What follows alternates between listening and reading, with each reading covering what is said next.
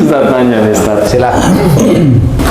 Ada teman punya pengalaman bercerita pada saya saat dia naik motor Ustaz, malam pulang kerja.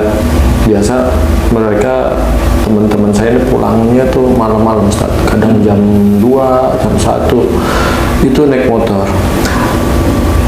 Sampai di rumah tidur, paginya itu dia bilang ininya sakit punggungnya. Dia berpikir apa ini ketempelan Ustaz. Ketempelan tuh maksudnya kalau di Jakarta bilang tuh kesambet gitu. Oh, kesambet jin maksudnya. Seperti itu. Nah, apakah hal itu benar Ustaz? Sebenarnya gini, kalau kita mau lebih bijak, lebih arif itu begini. Jin itu sebenarnya tidak mengganggu seseorang jika imannya dia baik. Oh. Kalau saya boleh cerita, kenapa jin itu nempel ke dia pasti atas izin Allah. Betul. Nah, kenapa jin itu bisa nempel? Ini kalau memang ketempelan jin, ya berarti dia ada salah. Salah kepada Walau alam, nggak ngerti nih salahnya kepada siapa. Mamanya kalau dia pulang bangun pagi itu ketempelan, bisa aja uring-uringan di kantor. Kan nggak ngerti kita. Uring-uringan jengkel lah. Aura marah itu sebenarnya kebaca oleh jin. Nah, sehingga itulah yang diizinkan oleh Allah Ta'ala. Beberapa jin itu menempel, masuk, mengunci di daerah situ. Nah, itu sebenarnya juga nantinya kalau dia marah terus-menerus, nantinya jin-jin itu akan masuk dan disiapkan oleh Allah Ta'ala jin yang memang menguasai pembuluh darah, menguasai saraf, menguasai otot jin. Sehingga orang tersebut suatu ketika di titik dia tidak pernah mohon ampun tentang marahnya kepada Allah Ta'ala, jadilah dia stroke. Seperti itu. Jadi stroke itu bukan karena makanan yang ini, enggak, biasa aja, karena memang dia emosional yang kuat. Makanya jangan marah bagimu surga itu sebenarnya benar menurut saya. Cuma bagi sebagian yang lain nggak ngerti, jangan marah bagimu surga itu kayak bayang-bayang aja. Tapi kalau saya memang tidak boleh. Makanya banyak orang yang emosional itu selalu jatuh dalam bentuk sakit. Orang yang jarang emosional, jarang dia sakit. Tapi jangan dikatakan, oh berarti orang yang tidak sakit tidak punya dosa. Oh jangan ngomong seperti itu. Kan gitu ya. Semua orang pasti punya dosa. Cuma kadarnya itu yang beda-beda. Kalau dia sakit berarti kadarnya cukup tinggi, imannya cukup lemah. Kalau dia itu biasa saja, jarang emosional, walaupun imannya lemah, enggak sakit ya. Kan gitu ya. Ya ada banyak orang yang non muslim yang enggak sakit ya karena dia emang enggak emosional, biasa saja. Dia emang enggak sakit. Karena jangan emosi seperti itu. Nah, insya Allah kalau temannya Haji tadi bisa ketempelan, atau memang bisa aja dia emosional, entah di pekerjaan atau di pekerjaan, di telepon istrinya uring-uringan, anaknya mau gini, kan jengkel juga. Dia kan nggak ngerti sih. Oh, kalau demikian Ustaz, permasalahannya alangkah baiknya setiap, misalnya kalau dia bekerja, setiap mau jalan pulang kerja dia istighfar dulu segala macam. Boleh untuk menenangkan supaya nggak emosi gitu. Nah, sebenarnya jangan pas mau pulang sih. Wah, ya itu tetap di hadapan Allah salah. Salah niat. Tapi pada saat dia mulai mau berangkat nih, bangun tidur udah bersyukur sama Allah Ta'ala. Kemudian dia lakukan aktivitas tahajud, ngaji, subuh dan sebagainya. Bismillah berangkat kerja. Kan gitu, sampai di kantor alhamdulillah dalam perjalanan diselamatkan oleh Allah Ta'ala, tidak ada gangguan. Bekerja bismillah lagi. Nah, pada saat bismillah ingat bismillahnya itu. Dengan nama Allah itu diingat, karena pada saat kerja akan ketemu teman-teman yang jengkelin. Temen jengkelin ya jangan emosional. Terlanjur emosional istighfar, karena sifat manusia pasti berbuat salah. Ketemu yang jengkelin, ya istighfar, belajar untuk tidak emosi. Ketemu sama temen yang nyenengin, ya hati-hati, jangan tergelincir, jadi bersenang-senang. Kalau ini tuh diem nggak pura-pura Sama tahu. jenis atau beda jenis? Kan macam-macam. juga bahaya. Pokoknya ngono. Jadi kalau ada temen yang nyenengin, hati-hati juga, jangan sampai kita tergelintir seneng-seneng terus. Jadi bismillah itu benar-benar dijaga, sehingga itulah kita selalu iman kepada Allah di titik-titik itu. Iman kepada malaikat, ingat ada raqib sama atid. Jadi setiap apa yang kita kerjakan itu selalu berdekatan dengan baik, selalu berdekatan dengan ingat kepada Allah. Kalau ada pekerjaan yang kita amati dekat dengan mudarat, dekat dengan tidak manfaat, dekat dengan kezaliman, ya kita harus berani menolak, harus, walaupun itu menyakitkan untuk kita. Loh, kok menolak, kok menyakitkan? Mamanya tung waktu zaman dulu kan disuruh apa itu namanya, mencari efisiensi atau keuntungan yang lebih. keuntungan yang lebih.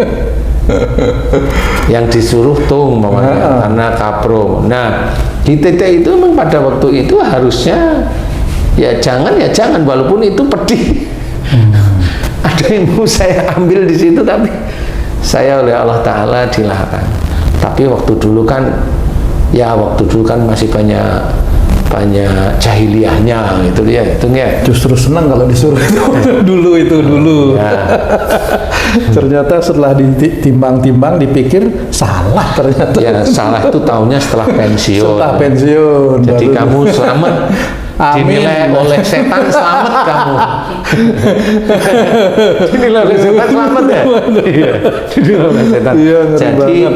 harus hati-hati. Nah di titik itulah mulai nanti selesai alhamdulillah, mau pulang bismillah, kemudian berdoa, kemudian sampai alhamdulillah. Di titik itu dalam mengisi waktu kosong boleh dengan zikrullah, boleh.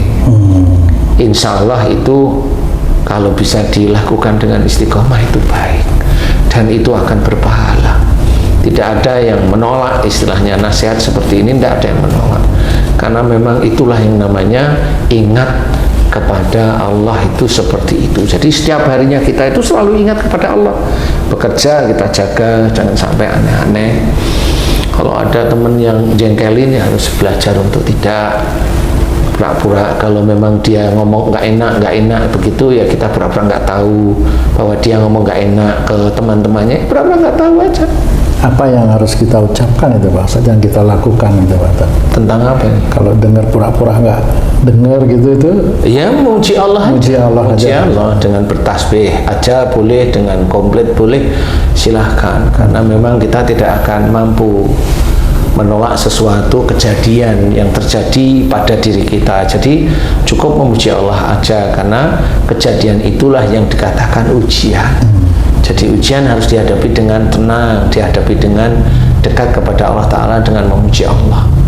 Kalau kejadian itu kita dipukul, ya istighfar malahan. Kenapa? Kali dulu kita itu sering maki orang ya, kalau dipukul normal aja. Jangan kalau dipukul lapor polisi, bilangnya saya dipukul, nggak taunya dulu hobinya mukul. Ya itu kebanyakan orang-orang kan sekarang seperti itu. Belajar untuk memahami hidup, karena apa? Karena memang nilai kita itu hanya di dunia ini. Kalau besok sudah seorang muslim meninggal itu udah nggak bisa ngapa-ngapain. Apa saja kita syukurin. Kalau itu salah dari kita mohon ampun kepada Allah Ta'ala. Karena saya kemarin ketemu sama ibu, saya ingat namanya Bu Nunung, itu beliau itu sakit seluruh tubuhnya. Suatu ketika dia memang mencoba memahami. Dia baca ini dulunya ya, dia baca ini malah tambah sakit, dia baca ini tambah sakit. Akhirnya dia mencoba untuk dia itu habis sholat cuma memohon ampun sama bersyukur, cuma itu aja. Tahajud yang dulunya dia minta macem-macem, membaca yang sekian ratus kali, enggak, dia lepas. Dia hanya banyak mohon ampun sama bersyukur. Apa yang terjadi? Dia tidak minta sehat, tidak minta aneh-aneh, karena kesehatan sudah diminta pada saat duduk di antara dua sujud. Nah, dia hanya mohon ampun dan bersyukur. 2 bulan dia melakukan itu, alhamdulillah badannya disembuhkan oleh Allah Ta'ala. Sakitnya hilang semua. Padahal hanya cuma mohon ampun sama bersyukur. Cukup kok. Allah itu maha tahu apa yang ada dalam hati kita. Jadi kalau kita pengen sembuh, pengen sehat, Allah tahu. Cuma kita taat nggak dengan perintah Allah. Nah, seperti itu. Sehingga kenapa ini saya ceritakan? Ya karena beliau cerita, saya setelah itu 2 bulan setengah Ustadz, semua sakit saya hilang. Seperti itu. Dan alhamdulillah sampai sekarang nggak pernah sakit. Saya hanya cuma ingat pesannya Ustadz, kalau berdoa banyaklah mohon ampun, khususnya tahajud, banyak mohon ampun dan bersyukur. Cukup itu saja.